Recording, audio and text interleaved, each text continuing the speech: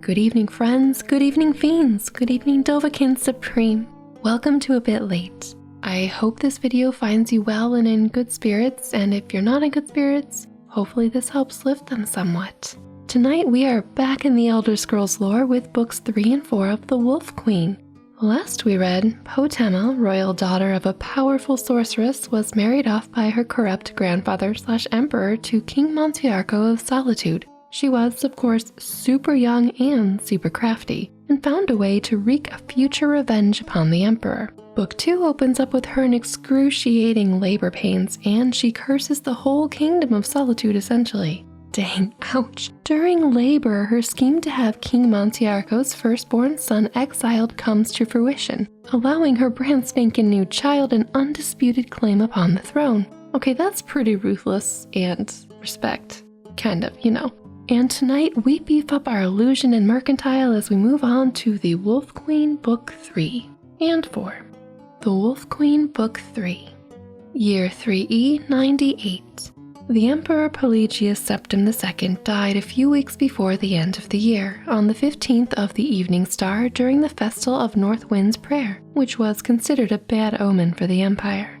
He had ruled over a difficult 17 years. In order to fill the bankrupt treasury, Pelagius had dismissed the Elder Council, forcing them to buy back their positions. Ooh, that is pretty desperate. Several good but poor counselors had been lost. Many say the emperor had died as a result of being poisoned by a vengeful former council member. His children came to attend his funeral and the coronation of the next emperor. His youngest son, Prince Magnus, 19 years of age, arrived from Almalexia, where he had been a counselor to the royal court. 21-year-old Prince Zephyrus arrived from Ghislaine with his Redguard bride, Queen Bianchi. Prince Antiochus, at 43 years of age, the eldest child and heir presumptive, had been with his father in the imperial city. The last to appear was his only daughter, Potema, the so-called Wolf Queen of Solitude. 30 years old and radiantly beautiful, she arrived with a magnificent entourage, accompanied by her husband, the elderly King Montiarco, and her year-old son, Uriel. That's right, she tricked Montiarco into naming the son Uriel, like pretending to like his name, but then she's like, but I think we should do it this way. And it worked. And that was pretty cool too.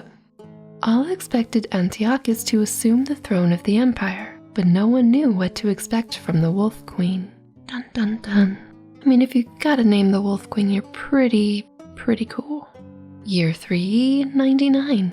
Lord Vulcan has been bringing several men to your sister's chambers at night, every night this week, offered the spymaster. Perhaps if her husband were to be made aware, my sister is a devotee of the conqueror gods Riemann and Talos, not the love goddess Diabella. She is plotting with those men, not having orgies with them. I'd wager I've slept with more men than she has, left Antiochus, and then grew serious. She's behind the delay of the council offering me the crown, I know it. 6 weeks now. They say they need to update records and prepare for the coronation. I'm the emperor, crown me, and to oblivion with the formalities. Your sister is truly no friend of yours, your majesty, but there are other factors at play. Do not forget how your father treated the council. It is they who need following, and if need be, strong convincing, the spymaster added with a suggestive stab of his dagger. Very subtle, spymaster, very subtle. Do so, but keep your eye on the damnable Wolf Queen as well. You know where to find me. At which brothel, your highness? Inquired the spymaster. So this... Never mind, I'm just seeing the double standards here, like, huh, cool. I mean, not cool, obviously, of course. Today being Frida's, I'll be at the Cat and Goblin. Oh, I'm thinking like not the Brave and Caleb's cat now. Oh, anyway, not in a brothel sense, oh, that's just weird. Continuing on. The spymaster noted in his report that night that Queen Potema had no visitors, for she was dining across the imperial garden at the Blue Palace with her mother, the Dowager Empress Quintilla. It was a warm night for wintertide and surprisingly cloudless, though the day had been stormy. The saturated ground could not take any more, so the formal, structured gardens looked as if they had been glazed with water. The two women took their wine to the wide balcony to look over the grounds. I believe you are trying to sabotage your half-brother's coronation, said Quintilla, not looking at her daughter. Potema saw how the years had not so much wrinkled her mother as faded her, like the sun on a stone. "It is not true," said Potema, "but would it bother you very much if it were true? Antiochus is not my son. He was 11 years old when I married your father, and we've never been close." Wow, that's like the same situation with Potema and her husband and the son that she got exiled. Cool. The son was older than Potema. "I think that being heir presumptive has stunted his growth. He is old enough to have a family with grown children, and yet he spends all his time at debauchery and fornication. He will not make a very good emperor." Quintilla sighed and then turned to Potema. "But it is bad for the family for seeds of discontent to be sown. It is easy to divide up into factions, but very difficult to unite again. I fear for the future of the empire." "Those sound like the words, 'Are you, by any chance, dying, mother?'" "I've read the omens," said Quintella with a flat, ironic smile. "Don't forget, I was a renowned sorceress in Camlorn.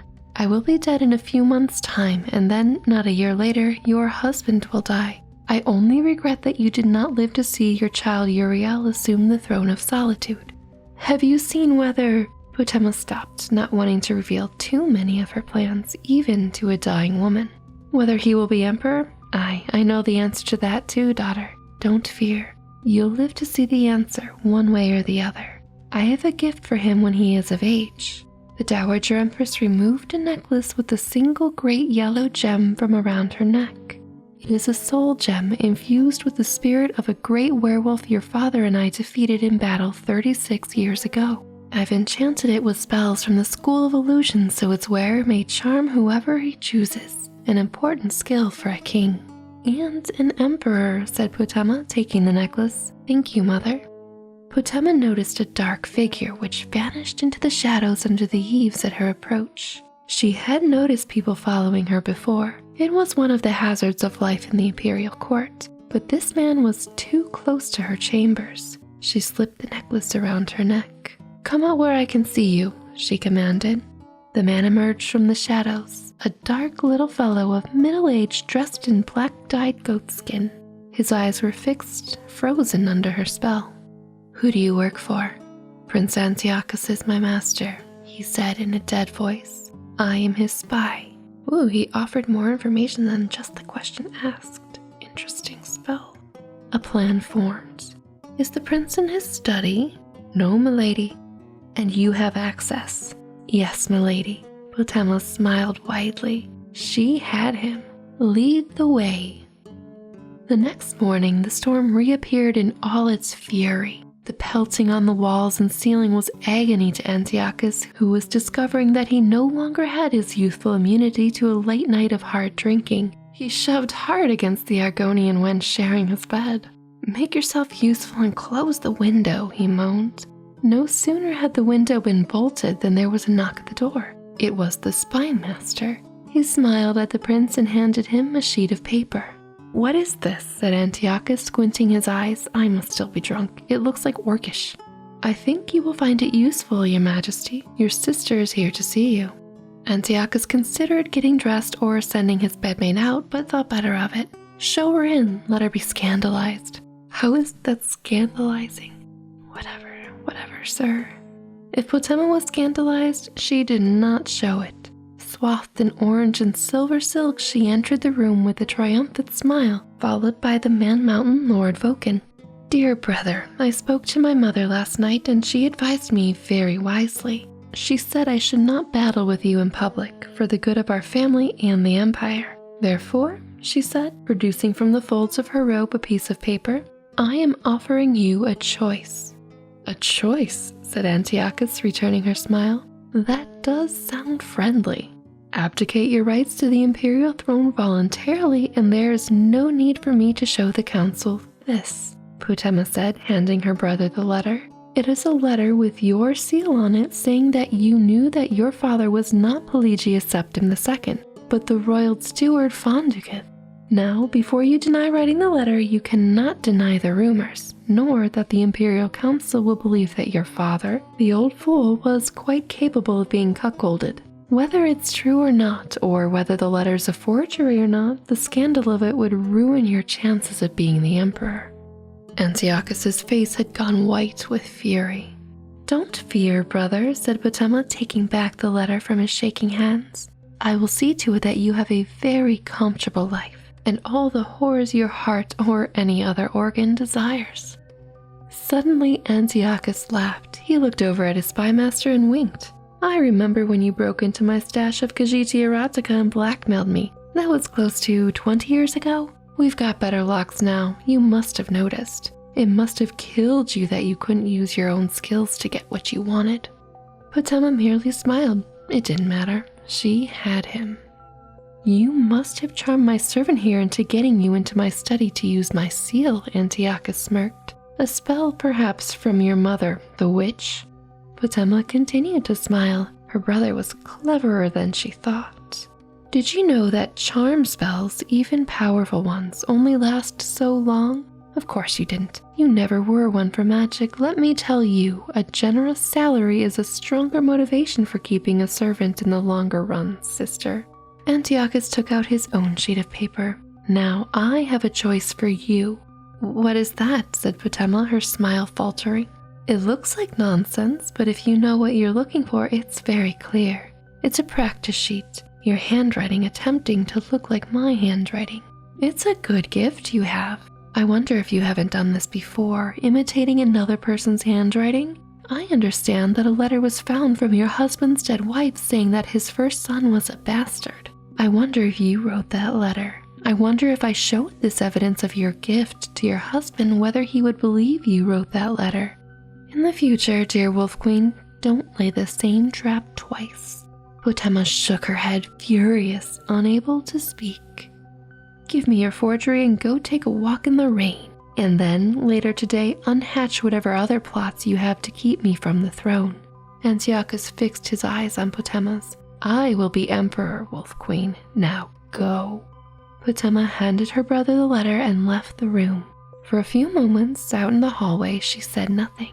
She merely glared at the slivers of rainwater dripping down the marble wall from a tiny, unseen crack. "Yes, you will, my brother," she said, "but not for very long." So if you've put that necklace on, do take an increase to illusion, as we continue on to Book 4. The Wolf Queen, Book 4, 3E109. 10 years after being crowned Emperor of Tamriel, Antiochus Septim had impressed his subjects with little but the enormity of his lust for carnal pleasures. Once a playboy, always playboy, I guess. By his second wife, Gisela, he had a daughter in the year 3E104, who he named Kintyra II, after his great-great-great-grandaunt, the Empress. Enormously fat and marked by every venereal disease known to the healers. Sounds like the Duke and Dune. Jeez. Antiochus spent little time on politics. His siblings, by marked contrast, excelled in this field. Magnus had married Helena, the Cyrodiil queen of Limath, the Argonian priest king having been executed, and was representing the imperial interest in Blackmarsh admirably. Severus and his wife Bianchi were ruling the Hammerfell kingdom of Ghislaine with a healthy brood of children. But no one was more politically active than Potema, the Wolf Queen of the Skyrim Kingdom of Solitude. 9 years after the death of her husband King Montiarco, Potema still ruled as a regent for her young son Uriel. Their court had become very fashionable, particularly for rulers who had a grudge to bear against the emperor. All the kings of Skyrim visited Castle Solitude regularly, and over the years, emissaries from the lands of Morrowind and High Rock did as well. Some guests came from even farther away. Year 3E110.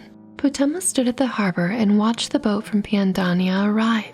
Against the gray, breaking waves where she had seen so many vessels of Talmoriac manufacture, it looked less than exotic. Insectoids, certainly, with its membranous sails and rugged chitin hull, but she had seen similar, if not identical, seacraft in Morrowind. No, if not for the flag, which was markedly alien, she would not have picked out the ship from the others in the harbor. As the salty mist ballooned around her, she held out her hand and welcomed the visitors from another island empire. The men aboard were not merely pale, they were entirely colorless, as if their flesh were made of some white, limpid jelly, but she had been forewarned. At the arrival of the king and his translator, she looked directly into their blank eyes and offered her hand. The king made noises. "His great majesty, King Orgnum," said the translator haltingly, "expresses his delight at your beauty. He thanks you for giving him refuge from these dangerous seas." "You speak Cyrodiilic very well," said Botema. "Rude." "I am fluent in the languages of 4 continents," said the translator. "I can speak to the denizens of my own country, Piandania, as well as those of Atmora, Akvar, and here in Tamriel. Yours is the easiest, actually. I was looking forward to this voyage." "Ouch, that was deserved, though." "Please tell His Highness that he is welcome here, and that I am entirely at his disposal," said Botema, smiling. "Dang, Botema." Then she added, "You understand the context, that I am just being polite." "Of course," said the translator, and then made several noises at the king, which the king reacted to with a smile. While they conversed, Botema looked up at the dock and saw the now familiar grey cloaks watching her while they spoke with Levelet, Anthiakos' man, the Physic Order from Somerset Isle. Very bothersome, very tough to say. "My diplomatic emissary, Lord Vogan, will show you to your room," said Botema. "Unfortunately, I have some other guests as well who require my attention. I hope your Great Majesty understands." His Great Majesty King Orgnum did understand, and Botema made arrangements to dine with the Piandanians that evening. Meeting with the Physic Order required all her concentration. She dressed in her simplest black and gold robe and went to her stateroom to prepare. Her son Uriel was on the throne, playing with his pet Yogat. "Good morning, Mom." "Good morning, darling," said Botema, lifting her son in the air with a feigned strain. "Talos, but you're heavy. I don't think I've ever carried such a heavy 10-year-old. "That's probably because I'm 11, said Uriel, perfectly aware of his mother's tricks. "And you're going to say that as an 11-year-old, I should probably be with my tutor." "I was fanatical about studying at your age," said Botema. "I am king," said Uriel petulantly. "But don't be satisfied with that," said Botema. "By all rights, you should be emperor already. You understand that, don't you?"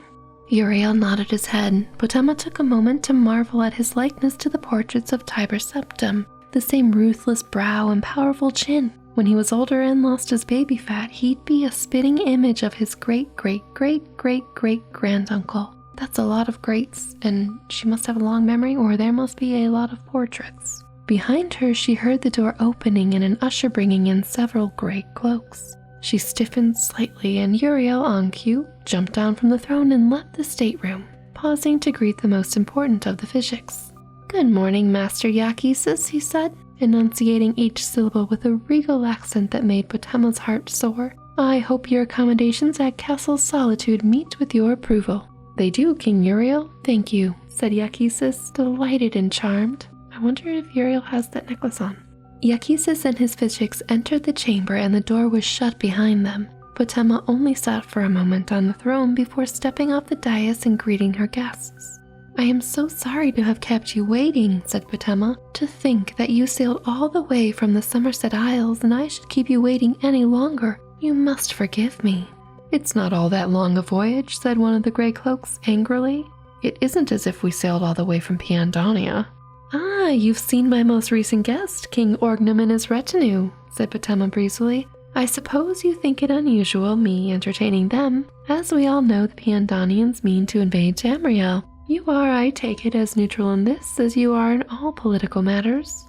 "Of course," said Yakisis proudly. "We have nothing to gain or lose by the invasion. The Physic Order preceded the organization of Tamriel under the Septim Dynasty, and we shall survive under any political regime."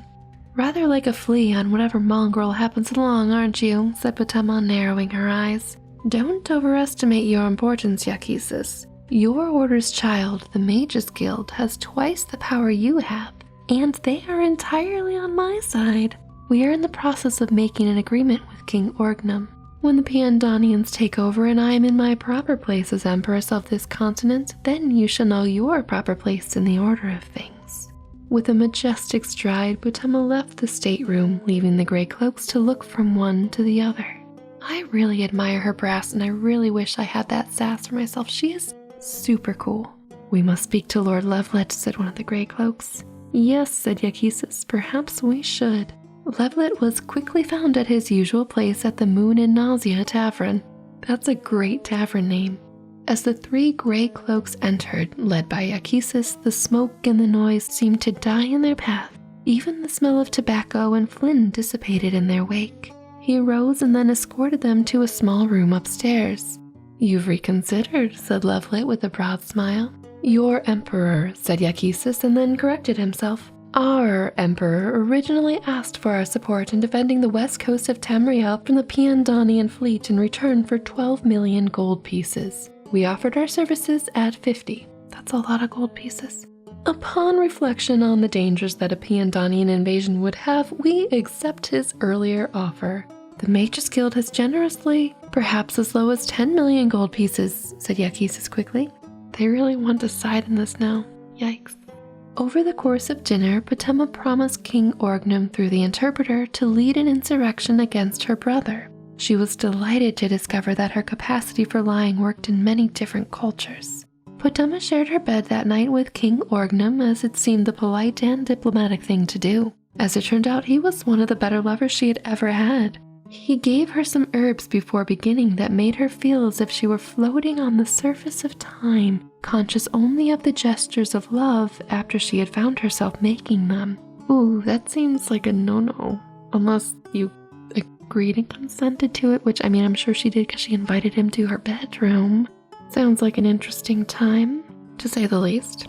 She felt herself like the cooling mist quenching on the fire of his lust over and over and over again. In the morning, when he kissed her on the cheek and said with his bald eyes that he was leaving her, she felt a stab of regret. The ships left harbor that morning, en route to the Somerset Isles and to the imminent invasions. She waved them off to sea as she heard footsteps behind her. It was Lovelit. "They will do it for 8 million, Your Highness," he said. "Thank Mara," said Potema. "I need more time for an insurrection. Pay them from my treasury and then go to the Imperial City and get the 12 million from Antiochus. We should make a good profit from this game, and you, of course, will have your share." Oh, she is so devious. So devious. Oh my god, I love it. I mean, I don't, but I freaking do. 3 months later, Potema heard that the fleet of the Piandanians had been utterly destroyed by a storm that had appeared suddenly off the Isle of Artaeum, the home port of the Physic Order. King Orgnum and all his ships had been utterly annihilated. "Sometimes making people hate you," she said, holding her son Uriel close, "is how you make a profit." And on that devious, profitable note, we end the Wolf Queen Book 4. I will say Book 3 had her against the ropes, but in Book 4 she made a devious comeback. I'm so excited for what lies ahead. And do take some extra points to your persuasion or mercantile or speech, whatever makes people listen. But I do hope you enjoyed tonight's telling, and I do apologize for any mispronunciation. I hope you enjoyed tonight's nerdy lore, and do let me know if you'd like some more like this in the comments below. Now off to sleep and dream what you will, or stay a while and enjoy another tale. Whichever you choose, I'll speak to you again, and until then, stay spooky, my friends. Good night.